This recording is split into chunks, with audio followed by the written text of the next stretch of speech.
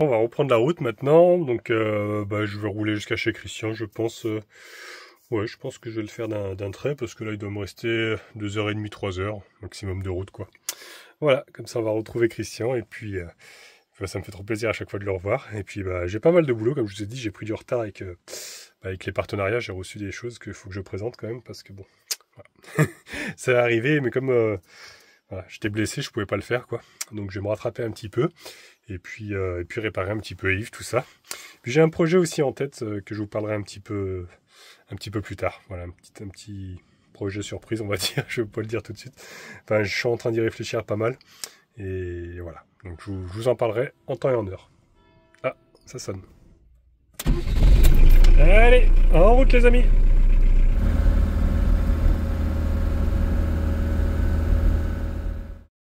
Et voilà, nous y sommes. Je vais pas me mettre dans le champ parce que il m'a dit Christian, c'est peut-être pas la peine parce que il a plu pas mal. Et regardez qui c'est qui nous accueille.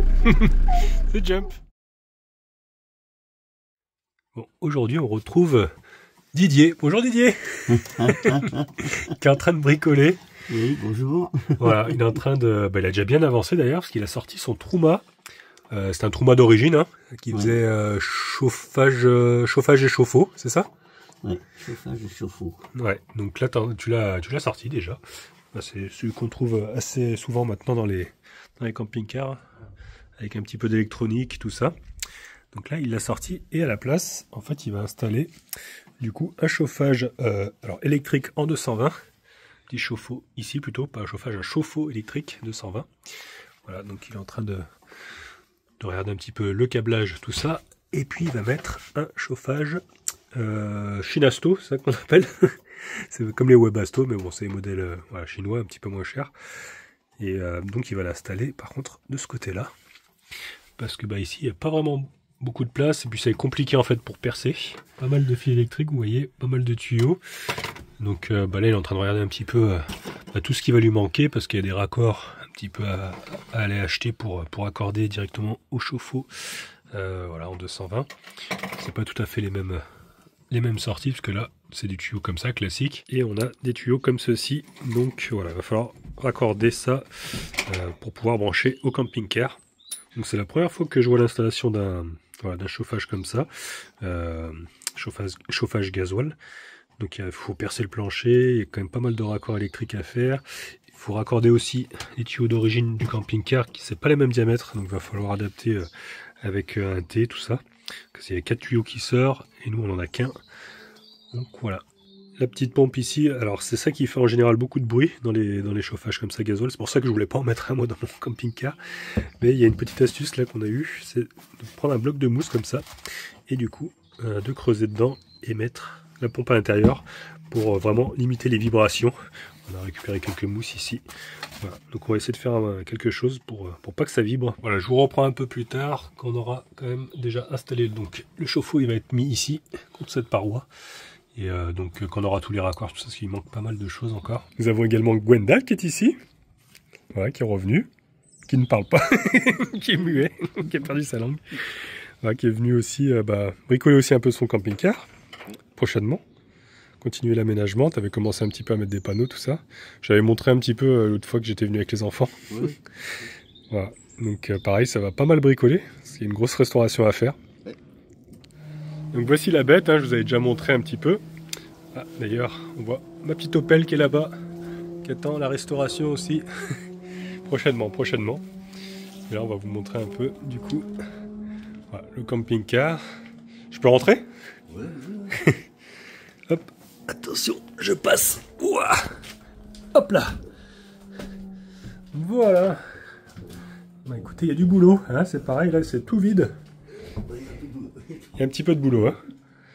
Mais bon, c'est vrai que du coup, comme tu pars à zéro, quoi, quasi, tu vas repartir sur une base saine, avec des murs, voilà, pas des murs tout mous comme certains camping-cars qui sont pourris, quoi, avec le temps. Là, au moins, tout sera restauré. Ouais. Et du coup, ce que tu vas faire, c'est que tu vas remonter après tous les meubles. Enfin, déjà, il faut finir les murs, bien sûr. Ouais. Refaire les lanterneaux. Ouais. Comme ça, tu pourras le sortir aussi un peu pour pour bricoler à la lumière, pour avoir un peu plus de lumière, parce que dans la grange, c'est vrai que c'est un peu sombre. Et puis tu as tous les meubles d'origine, parce que tu as fait le choix de remettre les meubles d'origine, quoi. C'est peut-être le plus simple. Oui, c'est largement plus simple. Ouais. Tout est en place comme ça. Parce qu'après, il y en a certains des fois qui refont complètement. C'est vrai qu'ils mettent d'autres meubles. Ouais. Mais bon, là c'est vrai Le que seul truc qui sera pas d'origine, c'est le bac à douche. le bac à douche, ouais. J'ai réparé celui-là avec l'aide d'électricien, mais j'ai pas confiance, le plastique est trop ancien en fait. Bah, les plastiques, quoi, quand ils Je vieillissent. préfère acheter un bac carré et puis j'arriverai à le mettre. Et puis... Ok. Bah écoute, on va suivre ça, hein, l'avancée. Puis si tu as besoin d'un coup de main, comme je t'ai déjà dit. Hein. Oui. Voilà. Quand je suis là, il n'y a pas de souci.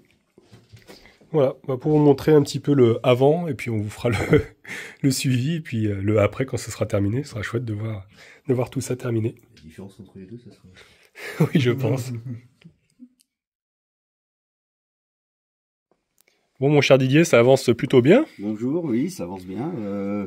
On a déjà fait une partie du travail en posant le chauffe-eau. Ouais. Le chauffe-eau, donc si tu peux prendre quelques images. Hein, voilà, c'est pour vous montrer un peu comment ça a été branché du coup.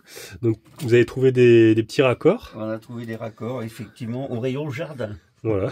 Pas au rayon plomberie, au rayon jardin. Jardin. Voilà. Weldom, c'est ça hein, vous avez trouvé. Oui. Donc, des petits embouts comme ça, voilà, pour brancher sur les tuyaux d'origine Voilà. et pour pouvoir accorder le nouveau chauffe-eau que tu as installé juste ici, du coup, qui est fixé contre la paroi en bois directement. Et puis, tu as raccordé l'électricité, tu as fait une prise là-bas au fond. Oui, voilà, c'est ça. On voit, hop, on va zoomer un peu. Voilà, comme ça, elle est raccordée. Et ça, ce petit boîtier, ça sert à quoi à côté? Eh ben, je sais pas, c'est les commandes du chauffage, je m'en suis pas encore servi. D'accord. Ouais, c'est pour l'allumage, quoi, en fait. Oui, c'est pour l'allumage, à mon avis. Je vais découvrir au fur et à mesure. Et puis là, vous avez fait un sacré travail avec Christian, Gwendal, qui est ici. Christian, il se cache, je sais pas, il est parti. Il a fait cette latine, qui a fabriqué toute pièce, cette latine, voilà. À partir d'un pied de poteau de jardin. Voilà, franchement là c'est de l'ingénierie. Parce que du coup, c'est vrai il disait que c'était pas bien de le mettre directement sur le plancher, parce que ça chauffe beaucoup. Ouais. Et du coup, vous avez fait cette pièce-là pour rehausser. Avec voilà, le tuyau d'échappement. Vous avez percé aussi déjà le plancher. Oui. Donc il y a un tuyau ici. Oui, ça sera une gaine pour mettre l'échappement. Voilà, l'échappement. Et de ce côté-là, c'est la prise d'air. Voilà, là ça chauffe pas, donc le tuyau, pas de problème. Ah bah tiens, aussi l'ingénieur qui est arrivé. Oula. qui a conçu ce prototype là. Il faut le faire breveter. Hein. Ah bah oui, sûrement. J'ai déjà fait ça, j'ai donné pour les breveter, merci. Non mais c'est chouette, en tout cas très belle installation que tu es en train de faire. Donc là après, voilà, tu seras autonome avec le gasoil, et puis le chauffe-eau que tu as branché sur une batterie, c'est une 200 ampères je crois que tu as, hein, c'est ça? 290 ampères heure. 290, d'accord. Une batterie lithium. Voilà, ça c'est ce qu'il faut de toute façon pour... Oui, il faut ça, parce que il faut faire du 220 volts pour le chauffe-eau, ouais. Et ça tire 1500 watts, très certainement en crête, en démarrage dans les 2000. Ouais. Donc il faut quand même un bon convertisseur et une bonne batterie derrière. Alors ça va pas vider la batterie dans la mesure où ça va chauffer un quart d'heure. En un quart d'heure, tu auras combien? Il y a 8 litres de 8 litres 8 litres d'eau chaude à l'intérieur. Ouais, donc c'est assez rapide, ça va pas vider la batterie. C'est rapide, donc voilà. Ok, bah écoute, on suivra les étapes, les futures étapes. Je reprends quand vous avez un peu plus avancé, mais là c'est déjà... Ouais. Par rapport au début où on voyait rien du tout, là c'est bien installé. Donc plus qu'à fixer le chauffage et puis à raccorder tout ça, quoi. Bon bah ça y est, Didier il fait la sieste sous le camping-car. Il est en train de mettre l'échappement, regardez, il a fait une petite patte de fixation là, qu'il va fixer au châssis. Ils ont passé déjà, hop, le tuyau dans le renfort qu'ils ont mis là pour pas que ça brûle. Et regardez à l'intérieur, si c'est pas impeccable ça, le support est posé, tuyau d'échappement, tuyau d'admission avec du Sika pour isoler. Là il a fait un support qui se prend sur la roue de secours, en fait il y avait la roue de secours qui était fixée ici. Il a fait une planche comme ça pour pouvoir fixer le bidon, vous voyez, avec ensuite le petit filtre à gasoil, la pompe qui a été mise dans de la mousse, voilà, pour éviter les vibrations. Voilà, mais il reste plus grand chose, hein. Franchement vous avancez très très vite. Donc après il restera, une fois l'échappement fixé, et brancher en fait les conduits d'air. Ça il va essayer de faire un système pour se raccorder à ceux d'origine qui se trouvent ici. Vous voyez, il y en a 4, donc il va faire passer une gaine par au-dessus pour rejoindre donc ces tuyaux là. regardez, on a un invité surprise qui est en train de faire de la mécanique lui aussi. C'est Jump, on l'aura retrouvé sur le tapis. Ça se passe bien, Jump? Tu veux une clé? Donc regardez les amis, on est en train d'essayer de passer la gaine, et on n'avait pas de scie cloche assez grande. Du coup, petite astuce, voilà, on a pris une mèche, et puis on a fait plein de petits trous, on a tracé d'abord, et puis voilà, on fait plein de petits trous comme ça au moins. Voilà, quand on n'a pas le bon outil, bah voilà, on se débrouille avec les moyens du bord, quoi. Et voilà, regardez, après avoir passé un petit peu la mèche tout autour, on a enlevé le morceau, un petit coup de ponçage, on mettra après, mais le tuyau il passe maintenant. C'est impeccable, regardez. Hop. On force un peu, mais nickel. Voilà. Au moins il n'y aura pas de fuite d'air. Voilà, petite astuce du jour. Regardez, on a passé le tuyau, on l'a agrandi. Donc il va jusqu'à là. Il va être fixé ensuite par des riselants là-haut. On a déjà mis un pour le présenter. Et donc celui-ci va s'emboîter dans le chauffage là-bas. C'est l'arrivée. Ensuite on va essayer de raccorder donc avec les tuyaux d'origine qui sont là-bas. Donc là maintenant on est en train de raccorder les tuyaux d'origine. Regardez, on a percé des trous comme ça. Et après on met un scotch. Vous voyez, celui d'en haut on l'a déjà fait. On met un scotch comme ça, aluminium. Voilà, pour connecter. Parce qu'on n'a pas trouvé de T. Bon, ça va aussi bien, c'est de l'alu ça aussi. Donc là on a mis un scotch vraiment exprès pour la haute température. Voilà, en alu.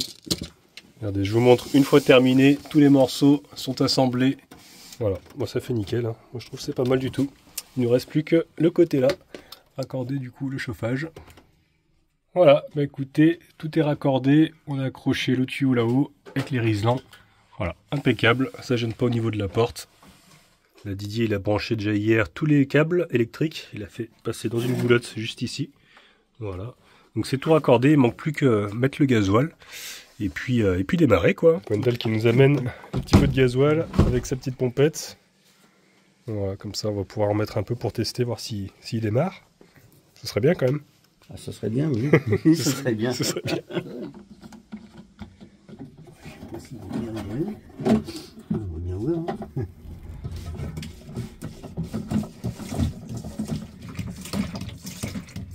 Ah, quand le bidon est le même hauteur que l'autre bidon, c'est plus facile. On va passer pour faire un essai. Hein. Ouais. Normalement il a la place pour passer le pistolet, on disait. La station-service. Ça pose un de plus. Hein. Ouais, ça doit être bon là. Ouais. Regarde, au niveau. Attends, je vais chercher un chiffre. Bon alors maintenant faut l'allumer. Hein. Oui. Comment ça marche? Gwendal c'est un expert parce qu'il en a déjà un. Gwendal on a besoin de toi là pour le démarrer. Parce que là, moi je suis incompétent là-dedans, j'ai jamais démarré un chauffage gasoil. L'autre sauveur est là. Je vais montrer comment il marche. On verra bien si ça marche pareil. C'est installé. Ouais, la commande elle est là-bas, dans l'angle. Alors, Tu veux que je t'éclaire? On. Ouais. Ouh, ça parle en anglais en plus. là, il va se mettre en route, la petite pompe, tout. Ah, on va aller voir si ça tourne là. Ouais. Vous avez prévu l'extincteur au cas où?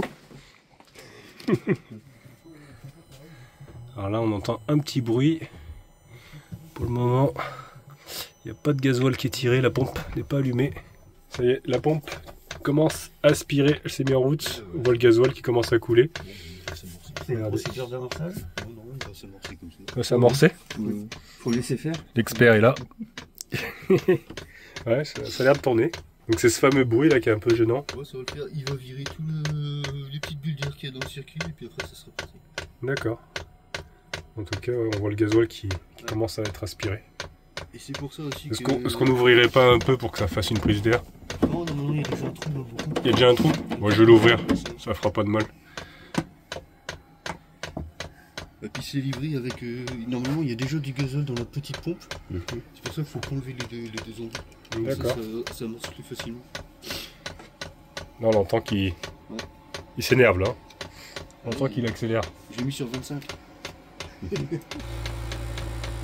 C'est vrai que ça fait quand même du bruit. Une petite vibration, mais bon. Ah, il y a une ventilation et tout. Ça souffle, ça doit souffler déjà dans nos tuyaux là qu'on a installés. On va aller voir dans les bouches d'aération si ça souffle. Ça souffle. Ça souffle? Ouais. Bon, ça doit pas être bien chaud encore pour le moment parce que le gasoil. La pompe s'est arrêtée de tirer par contre. Bon bah écoutez, ça y est, l'échappement là est chaud. C'est amorcé, on entend la petite pompe là, il y a encore quelques bulles d'air, mais ça fonctionne. Ça aspire l'air donc et ça souffle ensuite l'air chaud. Regardez, on le voit bien sur le contrôleur là, l'air froid qui rentre, l'air chaud qui ressort. Et puis là, quand on met la main, c'est chaud, ça souffle l'air chaud. Bon, bah voilà, l'installation est terminée du chauffage, t'es content? Super, super, merci les gars. Bah de rien, avec plaisir, c'est l'entraide.